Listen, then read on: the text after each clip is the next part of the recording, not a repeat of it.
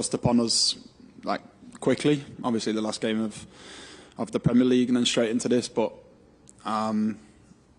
yeah, I think once that first game gets kicked off on Sunday, I believe it'll be mega. Tell me about the Heat Shack. We've seen the tent on the side of the pitch, and I think you guys have nicknamed it the Heat Shack. Is that right? Is that what right? Okay. Yeah, that's more for the players. Thank you. The outfield players, I guess. Yeah. So we've been over there a couple of times, but it's just nice for a bit of shade, and it's obviously got the sort of drier air type thing to cool you down, which is great. And you know, the guys have got a lot of stuff, sort of ice packs, ice vests, which we can use when we're resting. So it's just something which can hopefully give us the added boost. Has it surprised you how hot it is, and could that be a factor? No, I knew it was going to be hot. Obviously, been to Dubai on numerous occasions for football or on holiday, so I knew it was going to be hot. But I think adapting to it quick will be the difficult thing. Obviously, for us, it's normally going into Christmas, dark nights and dark mornings. So how quickly we can adapt to the weather is crucial for us. I wanted to ask you about the competition for places, because you've been in extraordinary form for Arsenal this season. 7 clean sheets, I reckon, in the Premier League already. And yet, Jordan Pickford is squad number 1, and he's been there for the last 2 major tournaments. So how do you see that competition, particularly amongst the goalkeepers? Fair. I see it as it is. Obviously, squad numbers are squad numbers. He's done extremely well for England, and he's been in fine form for Everton as well. And so is Nick. It's not just me who's racking up the clean sheets, Popey is as well. So, you know, we've got a great bond between the goalkeeping group especially, and Marge looks after it really well. You need all 3 of us to train properly to get the number 1 to its best. So we're all training like a number 1 at the minute. And then it'll be difficult for 2 of us to try and flip the switch and help out, but it's something which me and Popey, and a little bit less Jordan, but me and Popey definitely have done before. So whoever gets that first game will have full support from the group, and then you never know with tournament football, anything can happen, and you've just got to be ready if called upon. Hi Aaron, Hi. Alex Howell, BBC. How do you feel about the way your career is going at the moment, top of the Premier League with Arsenal, and now coming away to your first World Cup? Yeah, obviously there's times where you have them pinch yourself moments, and you speak to my mum and dad or my missus, and you know it's a really good place to be in, especially after the first few years of my career, learning my trade in difficult situations, sort of getting writ off and whatnot. So it's really enjoyable at the minute, and it's sort of that hard work you reap your rewards for. And I'm here now, and that doesn't mean anything, to be fair. So I've got to try and keep going to either get into the team and stay here. How would you look back on those hard times now? Does it make all those times worth it? Yeah, 100%. I've learned so much in terms of different experiences, you know. I'm now learning the side of the game of being towards the top of the table, playing in bigger games, playing in Europe, being in the England squad. But these tough moments where, you know, certain people have a different outlook, and I've been able to see from the other side. It's a game of football, so I've been able to live my life as well. I think if I was too emotionally involved with the football, I'd have struggled to mentally carry on. So it's something which I really needed. I wouldn't have liked to have happened twice, but it did. But yeah, now I'm sitting here and I have sort of that strong backbone, which fundamentally is my base. And your dad, we saw in the Arsenal documentary, is really involved in your career and seemed quite emotional when you play. What was his reaction when you got called up to this squad, and how do you think he'll cope if you do take to the field? I think there's definitely a few tears shed from him.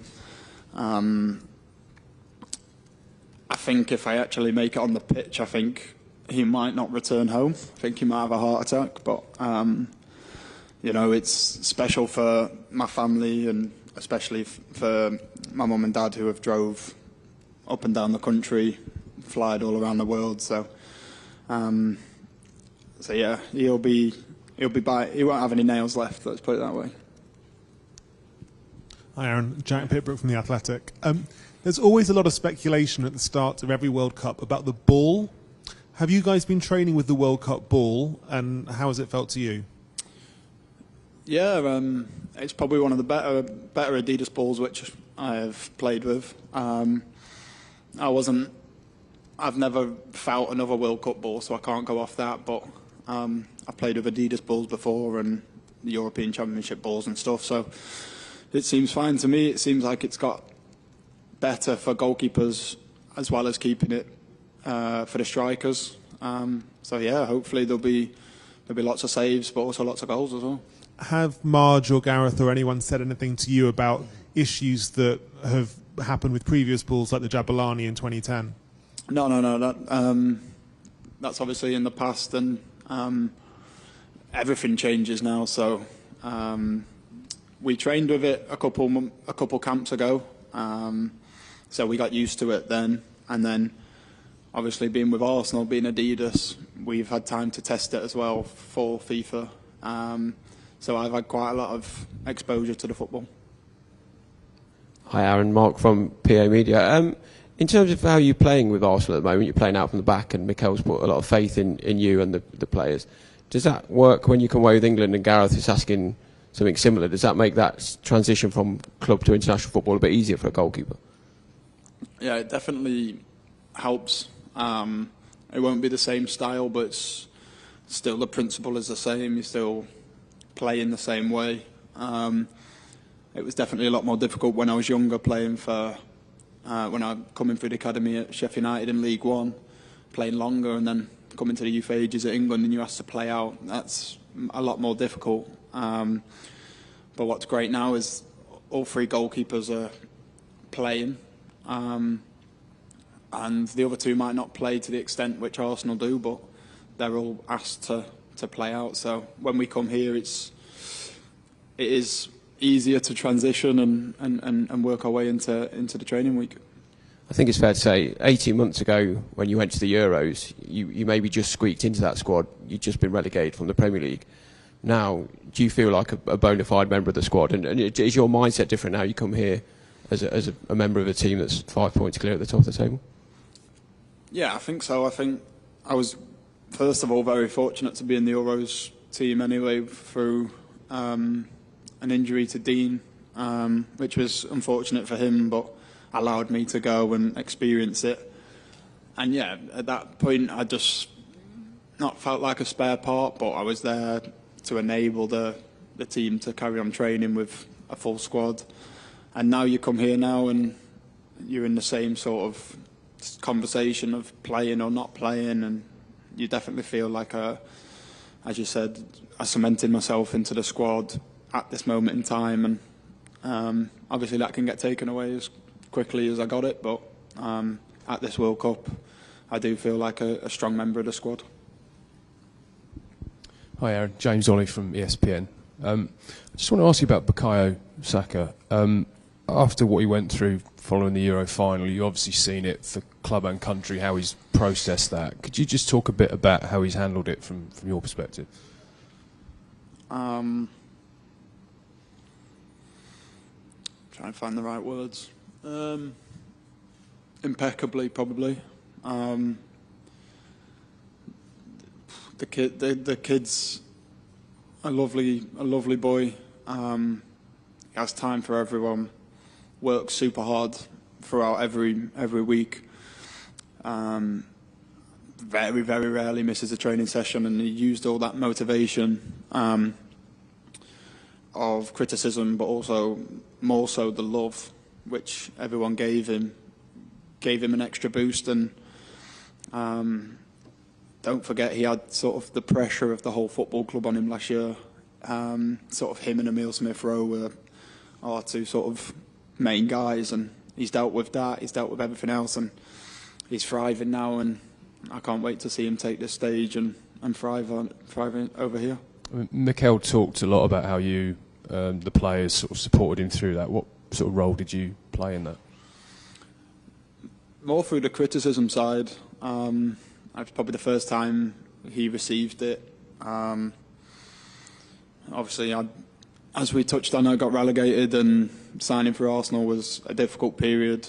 So I was able to sort of talk him through that, and also when we missed out on the top 4, and he felt like it was all his fault because he couldn't provide for us. I was just able to help him reflect that the season before they finished 8th. This season we finished 5th, and if we go another step again, we'll be in the top 4. So it's that perspective of it's a game of football, and there's a lot more to it.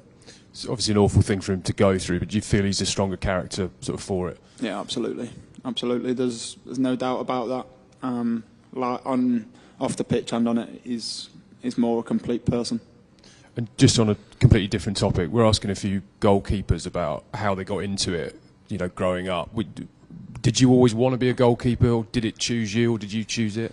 No, I wanted to get as much mud on my clothes as possible, so goalkeeping was that the way forward for me. And yeah, I played in goal, played outfield for school and stuff, and enjoyed it with my friends. But yeah, from 6, 7, I was a goalkeeper. Thanks very much. Thank you. Hello. Hiya. How are you? You were talking about the tough times and coming up through the leagues, yourself and Ben White now in an England World Cup squad. Can you talk us through those early moments of your career and sitting down and watching telly together, and what it means now to be in a World Cup squad? A lot of people have heard this story, but the details, please. Yeah, I was just an 18-year-old kid who moved to Bournemouth on my own. His family are from around there, and luckily one of my friends from Bournemouth at the time went on loan to Newport with him. We became really close and spent Saturday nights out partying and Sunday afternoons watching movies at my flat in Bournemouth. So it started like that, and we went to sort of the same league at the same time, played against each other, and it's just one of them crazy things. You kind of feel like you'll lose touch with them people. You've only probably been with him for 3 years, and then I move, and he's at Brighton, and then somehow you're in the England squad together at the Euros. You then sign for the club at the same time, and then you're here. It's special, and it's special to have that person which every single day, you know, I can pick up on his feelings, he pick up on mine. So if we're down or you need space, whatever, it's that one person who you're closest to. What are the odds on that? Yeah, very slim. Probably less slim than Mason and Declan, but I reckon we're up there. Bromance off. Bromance off, yeah. Can you describe what's happening in that hotel? I've been told it's lots of outdoor spaces, despite the heat. That's all. Can you explain to us what it's like? Because we can't get in there. Security's a bit tight. No, it's lovely what the FA and the team behind the team have done for us. We've got a basketball net up which gets played a lot. There's big screens around for movies or I'm a Celeb and things like this if the lads are up at that time. Big tents where all the massages are, so there's a real good sort of like a little village almost inside the walls. We're having so much fun already, and it's just great that, as I said, the team behind the team have done so well for us, and it's really keeping us at home. Fine touches of photos and things in our rooms, our family. So it means the world, yeah. Inflatables out already? They were out today. So the pool at the hotel's not as big as the one here. So the unicorns, I'm pretty sure I've seen Bukayo on it again and Declan. So there might be some pictures of them coming out. Scooped you, FA.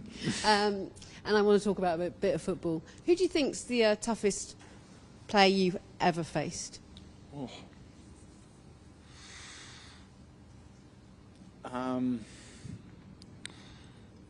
I've always said Jamie Vardy I've hated playing against because he never gives up. I remember playing against him for Bournemouth and we were 4-1 up about 3 minutes to go and he was still charging me down on a back pass. And the other is probably Aguero. I only got to play him the once, but I think he had 3 chances and scored 2, so you can never sort of write him off. He was always poaching in and around the box, so I'll say Jamie Vardy. And we know Iran are incredibly tough defensively. Probably have a good 5 at the back. So set pieces are going to be important. How are penalties going? We haven't done any with goalkeepers at the minute. We have something which is called a skills net where the corners are open at the moment. I think the lads are just working on sort of the technique. I think it can become detrimental if they're taking them against goalkeepers because we then start to know where they're going and we can start to gamble a little bit, especially when we don't want to get scored on all the time. So the later rounds, I think we'll start seeing them introduced into more pressurised ones with the goalkeepers. He's giving Harry the run for the money in terms of goal scoring abilities because I know there's a fear of being too reliant on him, but you're up against that whole strike force in England. How powerful are they? Very powerful. I think if you take the front 4 out and changed it with another front 4, I don't think the levels would drop at all. Of course, we need Harry to be scoring, but we also need 14 other players to hopefully chip in. Marcus has come back into the squad and looks a breath of fresh air, and Bukayo's carrying on his form. Everyone's got the bit between their teeth, so everyone wants to play that first game, so training is intense. Thank you very much. I'll take a few over here now. Jerry? Hi Aaron, Jerry Cox from Haters TV. Just want to go back to 2018. I believe you've been at Chesterfield on loan. I just wonder where you were watching the World Cup and what your reactions were when, say, Eric Dyer put that penalty away against Colombia and so on. So I was, it was the summer. Oh God. So it was the summer. So I was in Ayia Napa watching the first game at Lineker's bar with my friends. That was crazy because obviously H scored the last minute header. That was an eventful night. I watched one at a fan zone in Weymouth, and then the Colombia game I watched with, it was like the day before pre-season, so I was with my group of friends who me and Ben White know round their house, and yeah, as you can imagine, there was a lot of cheering in the front room, and I still get goosebumps now thinking I weren't even there, and it was a real special night. Hey Aaron, it's Joe Wardrop here from ITV News.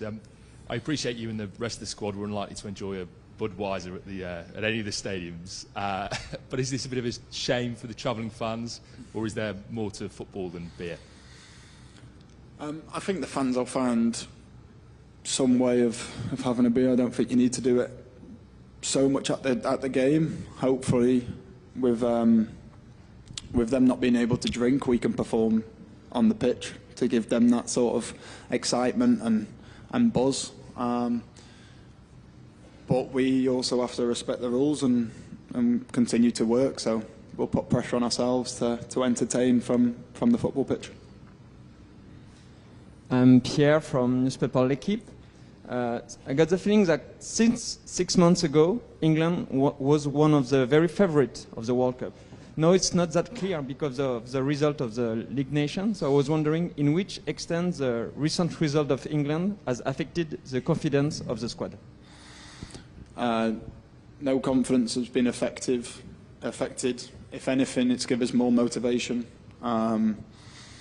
You talk about teams coming to the World Cup for the first time in a long time, or added motivation for them to play England, but we've got added motivation to turn our form around and put them results behind us. So we're going into this with full of confidence, knowing how good we are. Hi Aaron, Joe from Sky News. You've come a long way from Chesterfield. I was interviewing you then. Arsenal top of the league. Is there an extra air of confidence with yourself and the other Arsenal members of the squad walking around? And has there been any banter between yourselves and some of the Manchester City players and others?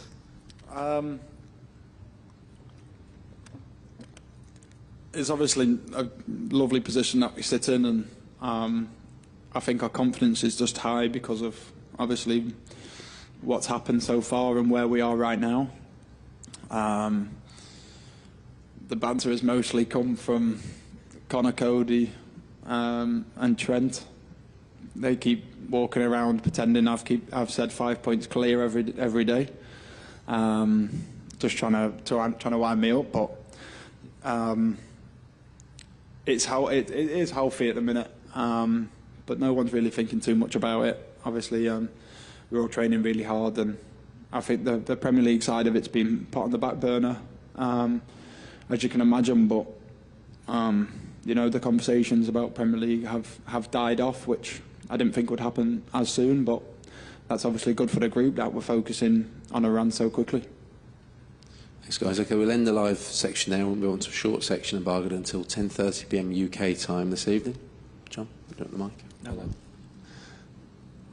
Hello, Aaron. John Cross in the rear. I was just going to ask you, you in the Amazon documentary, I think a lot of people fell in love with your parents and the way that they're so supportive, really, and you know, just particularly your dad with the Fez and sort of the character he is, really. How do you imagine these few days